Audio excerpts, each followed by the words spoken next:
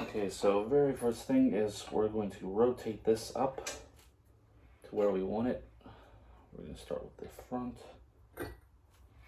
Get this handle in better position.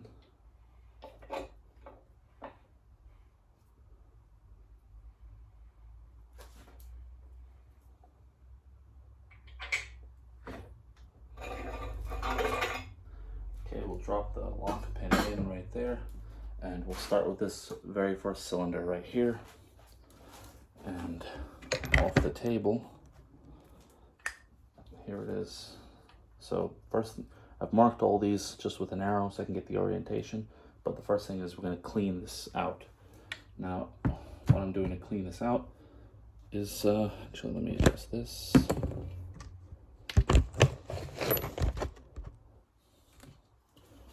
Brand new shop towel and some brake clean. I'm using a fresh towel for each cylinder because I really don't want to damage these walls. Throw some brake clean on it.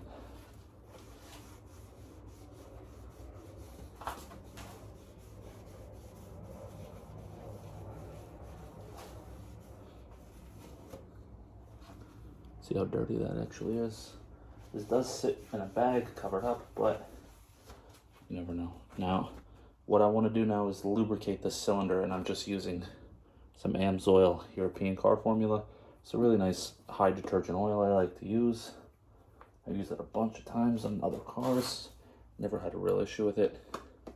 So I'm just dabbing my hands up and getting into the cylinder. Now I want the whole cylinder wall wet, because the thing about the M156, it's very tight. If you look at it, how the clearance between the crankshaft and the skirt of the piston, it's very, very tight. There's no getting to it. Now, let's throw some of this assembly lube. Now, this is an assembly lube I've been using.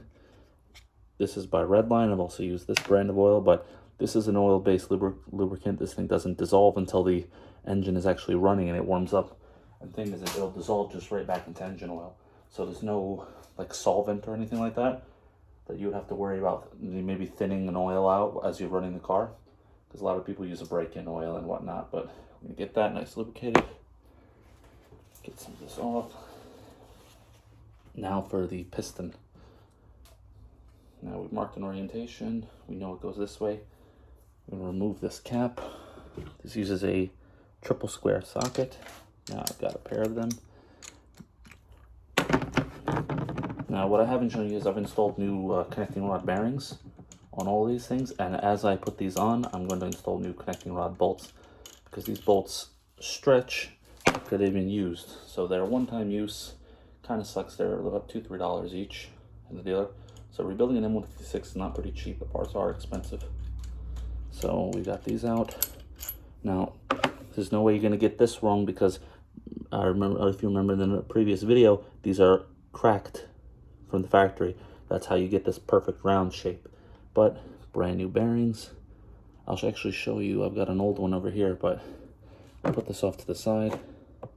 Now for lubricant, we're going to throw some on the rod bearing. Now this is going to stick to it very well. Pretty interesting factory forged piston in the M156. This is actually a new piston. Well, new to me. This came out of an ML63 with about 65,000 miles on it. The bearings were a little worse for wear, but it's no big deal for what we're doing. Now, you want a lot of lubrication on these things. It's not like if you snap a ring, it's no big deal. Mercedes doesn't sell replacement rings for the M156. Maybe another ring would work off of something, maybe like a big block Chevy or something of that nature, with pistons, because these pistons are pretty big. Cleaned most of the carbon off of them, but so now we've got this, we've got this. And the thing is, you want to drop this thing in. Let's actually try to move this crankshaft over a little bit. Rotate this slightly. There we go.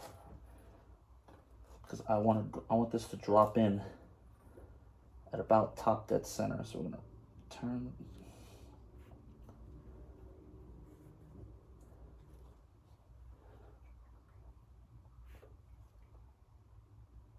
You can't see exactly what I'm doing, but I've got the crank journal now turned all the way to the top, so when we drop this piston in, it's going to end up in top dead center. By top dead center means it's about flush with the top of the block. So we've got our marking on the piston. We know it goes this way. And the thing is, we want to drop this in without this hitting the cylinder wall. So I'm going to tilt this, kind of like this. I'm going to lower it in. I can get my finger in through underneath. Turn it. Now the assembly is straight. Just get it to line up. And drops right into place. Now you end up using a lot of paper towels, or at least I'm going to, because I want to keep what has to be lubricated and my hands dry as possible. Now we're going to go another dab of AMSOIL.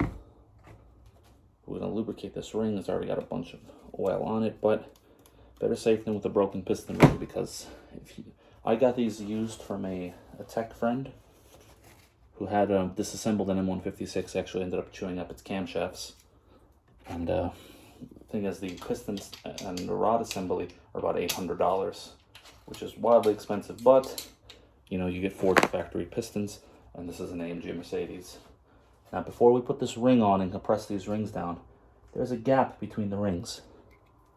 Now this gap closes and it allows sealing against the cylinder wall, but because of things like blow-by, there has to be some kind of tolerance. If I can find the end of the other one. There we go. One end is here and one end is here. We want to rotate them so they are 180 degrees apart from each other because of things like blow-by. So if you don't understand blow-by, as the engine is running, there's going to be some of the combustion that escapes past the top of the piston and goes into the crankcase. This is what makes a crankcase pressure, and that pressure has to be vented out because it's all oil in there, and that once that pressure builds up, you can actually break a block. So every block has a breather. The M156, it's a little bit out of range on the camera, but it vents this out the back, and usually they vent back into the intake of the engine. This is why people use catch cans and everything, because then it's a gasoline, oil vapor, everything that comes from the oil in the crankcase, and it's vented out. But to minimize this, we want these ring gaps 180 degrees from each other. So they're just going to be opposite, one to the other. So we got the ring gaps where we want them. We have our tool. You can set this up pretty much any way you want. I need to open this one up more. The thing is, you don't want to lose how this thing is set up. Okay, it's real loose over this, so I'm going to hold this down, and I'm just going to turn it. It's not going to take much, and because the piston, I was doing this at first in my hands, and it was real hard to balance, and I've never done this before, but the idea behind it is pretty simple. See, now the piston wants to turn, but we don't want it to.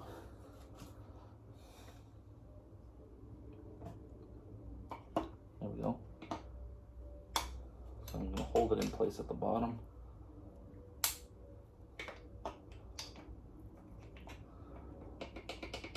Okay, so we've got these rings compressed now. Like I said, it doesn't take a lot to get these things down. They press really easily. And the point of the ring compressor is we want these rings to close the gap as much as they can to where it's at the operating level. And now it's totally straight, and we should be able to just push this into the cylinder. Now what we're going to use is called a dead blow hammer. Now it's called a dead blow because it's full of sand. If you impact on this, the sand will kill that bounce back. So this is ideal for this, but we're not going to use this end. We're actually going to use the bottom. So now we're going to use one hand to guide.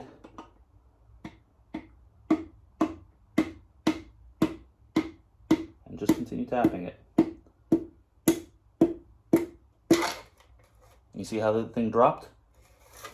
Now, piston is completely installed. Now, we could just keep going with these one at a time, but then, you know, you might mix up these and it would take forever to get these back in order. So you know what we're gonna do? I'm gonna try to get these all installed on camera for you in one shot, and we're gonna do one bolt in them. And then when we turn it over, we'll throw the rest of the bolts in it. We'll give the crank a spin, and then we'll call it a night, because I don't have the torque specs offhand. So a little bit of lubrication.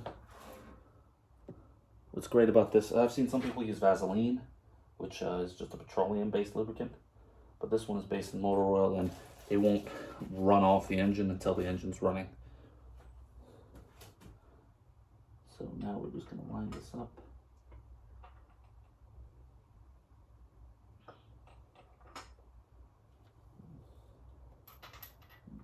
Throw one of the bolts in, should be fine. Actually, no, we could just throw both of them. It's not a big deal. Get some threads started.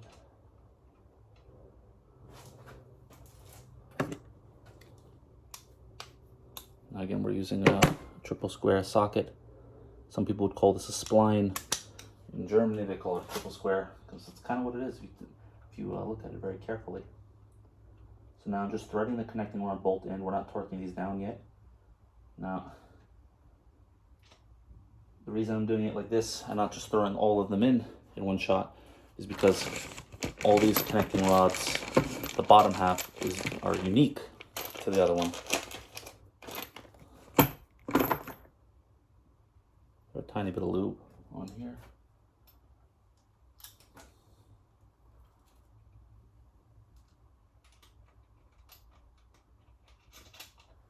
Okay, now it's in, so we're just going to thread it. You don't want to impact these things on. You really don't want to ruin some of these. Actually, some of these, any of them, you don't want to ruin.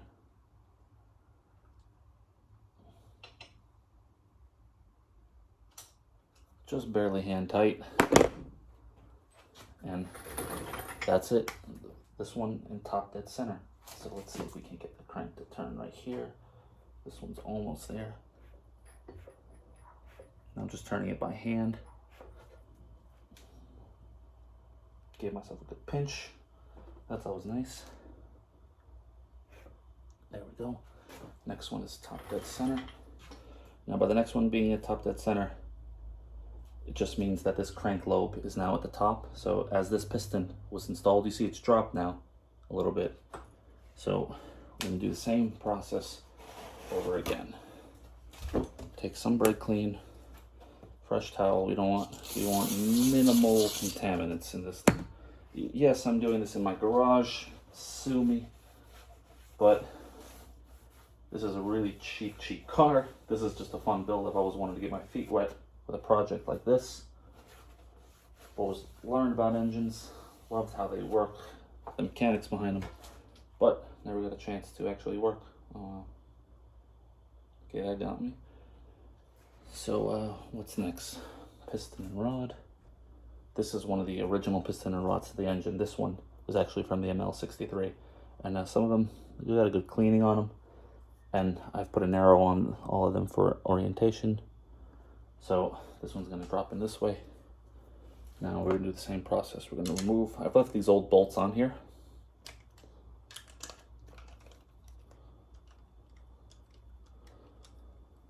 The thing about working with hand tools most of the time, it's pretty easy. Let's double check this, make sure this is good. Orient it this way. Yeah, this is going to go in perfect. Old stretch bolt. Now you want to throw these out. You really don't want to use them unless you have some kind of silly project you want to put them to use on. So you can say you're using engine bolts for something.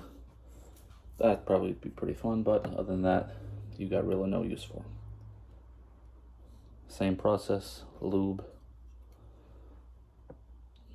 Now I'm going to be getting more of this red line assembly lube when we throw these heads on. Right after this, we should be able. I'm going to get the torque specs, so tomorrow I'll torque these things down, give it a good rotation, make sure everything's good, and this thing will start to go back to being assembled. The crankcase bolts are in. Those actually came in a few days ago, so that's all looped up. Put this piston down.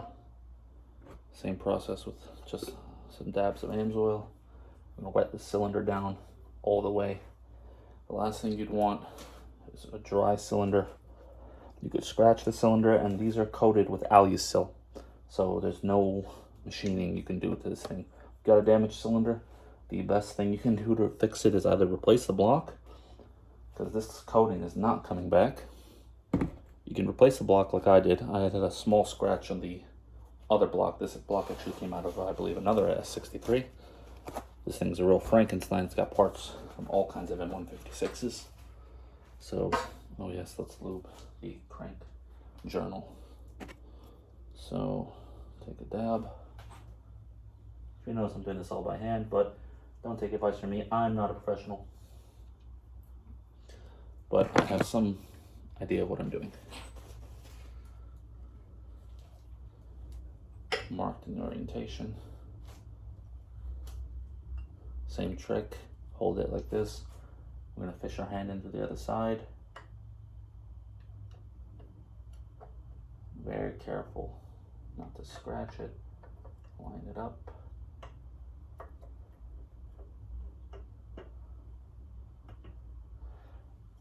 Piston rings. Here's one gap. If you could find the other, that'd be great. There it is. See, they're very close to each other on this. In this case, they're only about 15 degrees apart. So now we're going to turn them 180 degrees. There's going to be a big stack of these towels when we're done. Oh man, got a little bit of a bleed going on. Turning that crank, not paying attention, caught me. But that's what you get for not paying attention and filming YouTube videos. So I'm just opening up this crank, not the crank, this, sorry, it's been a long day. The piston ring compressor. We're opening this up, pretty much as big as it'll go. That's good enough for me. Now, see how it opens up kind of like an oval? This is a pretty cheap one. I'm just gonna bend this into a circle and slip this over.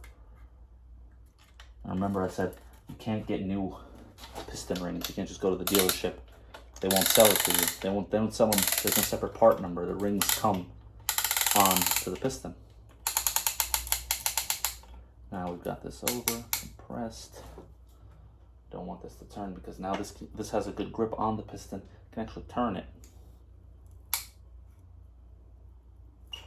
Okay. That's nice and free. Same deal, dead blow hammer. Now the reason I'm doing this not like this, I'm actually holding the connecting rod over on the other side and I'm lining it up with the journal because it's this much above top dead center, so it's slightly above the cylinder, above the deck. So it's that much further away from the journal.